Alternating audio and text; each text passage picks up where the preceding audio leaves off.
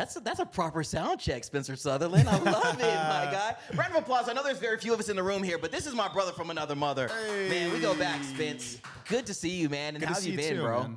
Man. Lovely. Have been head down in the studio, rocking and rolling, but Yeah. it's time to start getting the music out. Dude, I'm going to grill you while you sit in the hot seat, man. Welcome to Maxwell's Celebrity Shakedown, bro. I don't know if I'm ready for this. I'm gonna break really down the don't rules know. for you, dude. Well, we're gonna have an awesome and amazing conversation like we've always had in the past. But the rules are simple. You can answer the questions for free, or if you don't want to answer the question, I'm just gonna take some stuff. Oh, Max. All right, let's do it.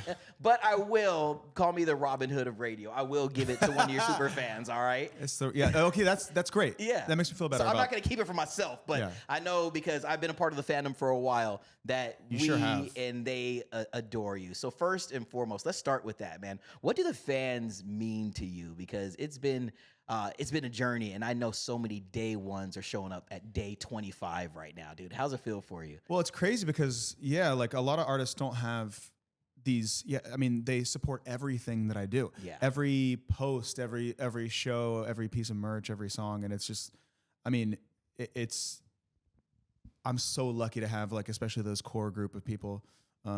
It's amazing. It's the when best you gift. get to perform and you see, I'd imagine, you're on stage and it's a sea of people, sea of faces, and the lights are blasted into your eyes. But then you do get to lock eyes with some of those people who mean most to you, who are singing back every single lyric, and that that you've connected over the years as a songwriter to know that your lyrics are hitting hearts like that. How powerful does that make you feel, dude? Amazing. Also, it's more like a lake of people, but it will be a sea of people. It is, man. It will.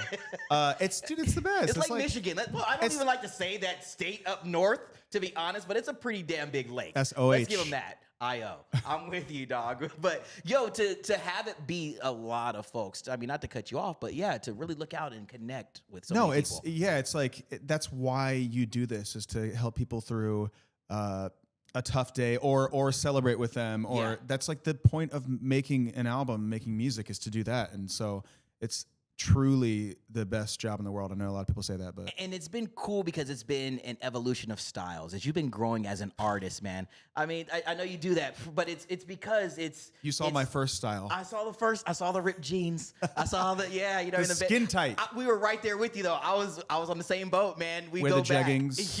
Yeah, with the scarf around the neck. You remember the black and white scarf with the fringe? Yeah, we did that. Yeah, we did that. But we've grown and we've evolved our sound, and you have found your lane, this glam rock energy, this theatrical energy, this powerful energy that matches the powerful voice, dude. Thanks, to man. be, I mean it, to be in this space now.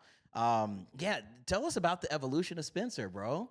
Yeah, I think it's just I was just a bit of a late bloomer. I kind of was trying to do what everybody else did, at the time, whatever, 2018, 2019. Yeah. And then during the pandemic, I kind of got my together and I just started experimenting with my voice and not being scared to have rasp or whatever, because I was always scared. I wanted to sound as pop as possible. Yeah, I read, not to cut you off, I wrote it down actually, man, that it was Cut me off, Max. goalpost pop. You know what I mean? You really were, Exactly.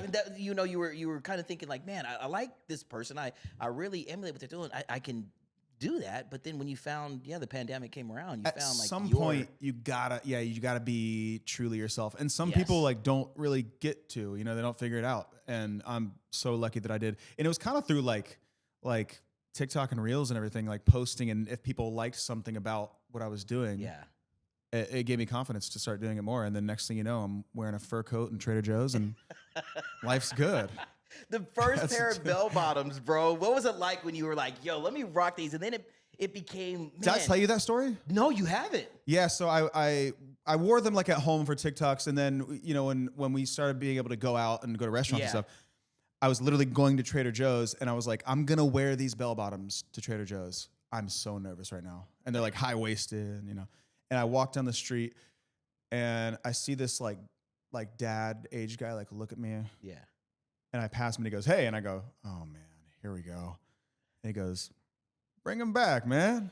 Yo. Bring him back." And I was like, "All right, this is what we're gonna do." Yeah, that was a confidence booster that you needed. Yeah. So if you're a dad and you tell me you like your pants, shout out. Shout him out. At that time, Dwayne. it seems like it was a bit simultaneous that, you know what I mean? You found your style. You really started to dive into where your heart was at that time to be able to hone in on that and to create from that space. Where was the confidence taken from an 8 to a 10 immediately, from like a 7 to a 9? You know, you're still working into that. Like, how did it feel to find that within yourself and to know this is where I want to go with my sound? Yeah, I think I found it through. You know, one of my favorite artists, Bruno Mars, always says this kind of a thing. He's just trying to emulate all of his heroes in one, and then you get this crazy god of a vocalist. And I think that I do a little bit of the same. I try to sound a little bit like the Temptations, a little like Elvis, a little like Bowie, a little like Freddie, a little like Elton, like all these people combined. And then what comes out is this nightmare. No, it's not a nightmare. I'm kidding. A beautiful nightmare. There we go. Yeah. Not a bad name for an album. Not a bad one. And yeah, but I think like I was doing covers, and that's kind of how I found my voice, and like I wasn't scared to sing anymore. And then from there, the songwriting just came so naturally. These have become anthems, man. I've been in rooms that have literally the floor has been shaking. Bro, that sounds so cool. Yeah, it's makes the hair on your arm stand up. It's the whoa. It's the holy. You know, it's really happening here. Let's talk. And you also went from seeing me perform to like 7 people to thousands. It's a. But still, those cool 7 were dialed in, and now the thousands are. And when we think about bringing these new songs to life, let's start with the single that just popped off, man. We're running up the numbers already, videos, all that stuff. Life is Glamorous, man. Talk about this big sound of this particular track. I thought it was the first, like it was the good first song to kind of lead off with, because it's loud, it's audacious, it's got a lot of attitude, it's bratty. But it's, you know, like it's still my sound. Yeah, I just think it's going a little. We're rocking a little harder, and I just this new record has a lot of anthems, and I love those. Like you listen to like a Journey song or something, and that whatever that makes you feel. Yeah, I want people to feel that more. I know that they may already, but there's something special about this new album and who I got to work on it with and everything, and this song in general was just, it felt like the perfect jumping off point. You do it well, and not only is this new album full of, you know, who we are and what we're feeling right now. Yes. Remember, Spencer Sutherland, it's Maxwell's Celebrity Shakedown. You can answer the question for free. You've been doing that very well, but if not, I'm just gonna start taking some stuff out your bag, bro. What's one? Or, no, you know what? I won't say one. What is the one song in your catalog that you feel people still haven't fully caught up to yet?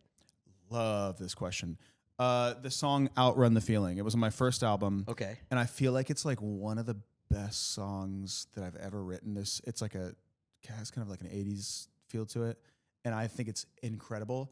And it was never a single, and I don't think it streams the best, but it's a song that is so, so, so good. So yeah, to see that it hasn't gotten its love like it should, is it sometimes like, damn, maybe I revisit it, give it a little spin? I always said I would just take it and put it on the end of like the new album, just like see if anybody. Yeah. I mean, people will notice it. They'll be like, "Oh, that's random," and then maybe it has a second life. Maybe, who knows? You know, it could go down that way. Although we're already sorting through tracks. We have way too many already. It's. Yo, I wanted actually. It's funny that you bring that up. Is sorting through stuff and trying to, you know, put together a show, an album. Yeah. What is a part of the biz or a part of the show or even that part of the industry that's way more difficult than people fully understand? Like, how do you narrow something down from writing 50 to the 7 or the 9 or the 12 that make the final list? Well, when it comes to live performing, my first tour, I had one album and like an EP. So like I had to play every song that I had ever put out. And I had noticed on the second tour, I had 2 albums out now, and I had to choose. And they're all my songs are my children that I've birthed. And I knew you'd like that one. I don't even want to know where they came out of, bro. But you have to go with them, and they all are special to you. It's like you choose the popular ones, I guess, but I throw a couple of my favorites in there, even if they're not like one of the top 10. And then it's all about building that, like, you got to come out the gate screaming, and then you got to hit that acoustic section just right, and you can throw in like 5 or 6 in there, like a little medley, and then you go into your ballad section, and then you just at the end and wrap up. I mean, kind of the same with an album. You put a story together, and they can't all be 4 in the floor bangers. I hear you. Let's talk, because you mentioned, putting together a set list and a show and a tour. You hit the road, bro, and just most recently, it was kind of these intimate shows, these special little, tight knit family, and you brought some folks out. A couple of names. One that I was like, yeah. Another one I was like, yo. Let's start with John Oates, dude. The Rock and Roll, like the Hall of Fame or energy. You guys have built this relationship. What's that like for you? I mean, unbelievable, because I grew up on Hall & Oates, and I grew up on John's music. And the first time I met him was in Nashville. We got coffee. Yeah. And I was of course it was coffee. So nervous. Like so nervous. Of course it was coffee. That's my thing. And we started writing together, and he featured on one of my songs. And like my mom and dad are so jealous. They love him so much, and he's so nice. He texts me he always texts me 2 emojis, a steak and a guitar. Okay. Like it's just become like our little thing. Like we're gonna go and eat and write music. Just like rock out something. Dope. But he's the coolest dude. He's the coolest guy in the world. I'm gonna shoot you some steak and guitar. No, I think of a different emoji combo. We need our thing, bro. Yeah, we need our thing. But I also, the other name, man, Cody Simpson. Cody. Shout out to Cody, who was an amazing pop star in his own right, who still is. Went off to become like a damn near Olympic swimmer. I think he was. Yeah, I feel like he was on Team Australia for a bit. Shout out Cody. But when you guys had that collab, that happened in Los Angeles, if I'm not mistaken? Yeah, Cody had DM'd me maybe like a few months earlier and was just like, hey, I really love what you're doing in music. And I'm like, dude, I've loved you for a long time. Cool. Yeah. Also, his new song is insanely good. Baby Blue. It's so good. And then he was coming to the show, and I said, oh, you want to sing? Yeah. He said, should we do an Elvis song? And I was like, get your ass up here. Of course. And the crowd went wild. Yeah. Yeah, because a lot of those like fans hadn't seen him for a long time, and now he's 6'4", and you too, bro. Let me just tell you, I was going through some pictures. I was trying to find some early shots that you and I took, and there was a point in time where you were 5'11", and I was almost eye level, man. And then I just wear lifts, man. I just be wearing lifts. Yo, I want to talk about your cell phone, and how you say Cody just slid into the DMs. Remember, you can answer the question for free, bro. I know where you're going, Max. Yeah. If I went through your phone right now, Spencer Sutherland, what's something that you be praying that I don't see? You don't. I mean, it's right there. I'm not gonna answer that question. What's in the bag? Yeah. Remember, this is whatever's in here is going to one of your super fans, dude. Let me see. What's this? Oh, little I love a coffee mug. Okay, fair enough. I know it's touristy, but yeah. I was yesterday. I saw it, and you're taking that from me? I'm not keeping it. I'm gonna give it to a Spencer fan. But yeah, all right. As a matter of fact, to add insult to injury, before the end of the episode, I'll have you autograph it afterwards. That's a good idea. Fair enough. And then I'll go buy another one, I guess. Okay. I just can't answer that one. You've got, moving on, and we've spoken about this in the conversation here, that confident, that larger than life vibe and energy, man. Love it, dude. But what's a little something that, still in your heart, the Spencer, the Pickerington, Ohio guy is like, man, dude, I want to be better at, or I feel a little like, dang, I'm ready to step this part of who I am up. I don't know anything about cars. Dude. Like really don't know anything about cars or fixing anything in general. I'm useless. Disappointing my mother and father in both ways. And I need to figure out how to hang a painting. I need to figure out not just command strips. Yeah. I need to figure out how to do that. I actually am figuring out how to do that. You working on that? YouTube has the answers to everything, dude. Yes, that's what I've learned. Yeah. But the car stuff, I'm like, there's a Firestone right on the road. Let me just go ahead and pull into somewhere and get my oil changed. Dude, oh my gosh, this is hilarious. Remember again, Spencer Sutherland, dude. I love catching up with you, bro. You too, man. And I'm telling you, I'm loving that you're not going to answer this question either. Remember, I mean, you can answer the question for free, but if you don't want to, I'm just going to take some stuff and give it to one of your biggest fans, bro. Here we go. I want to know, because we got this new body of work coming. Are you willing to tell me what the album title is? No, dude. No. Let's run me what's in that bag over There we there. go. Let me see. What's this? Oh, okay. I dig this. Little Dude, I just got those little retro too. sours. I'm gonna take one of these, matter of fact. They actually are very good. Yeah. Yeah, dude. Okay. I like this mint. Yeah. This is a good one. It's good. Spencer. It just, I don't know. Yeah. It just seemed appetizing. All right. Let's get back on track, man. Just mint in his mouth. Yeah. Let's let it roll there, dude. Life is glamorous, man.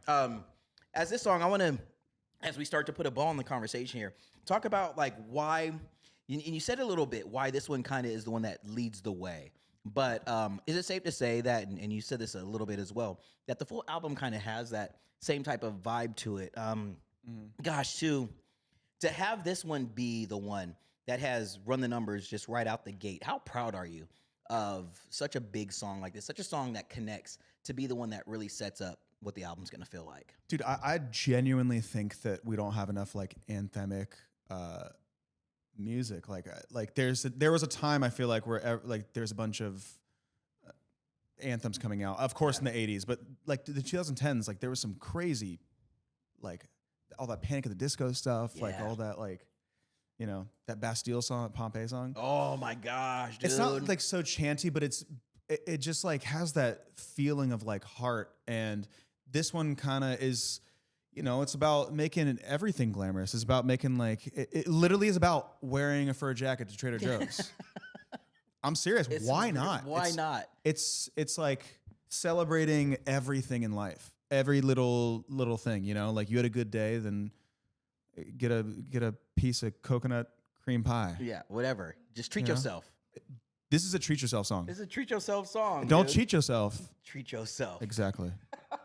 Speaking of, what are you treating yourself to right now for all the hard work that you put in over the years, man? How is it that you, besides cups of coffee, besides, you know, walks, you know, through the city, what are you treating yourself to right now to reward yourself for all that you've been able to do with your career? Well, you know, I do feel like we still got a lot to do. Awesome.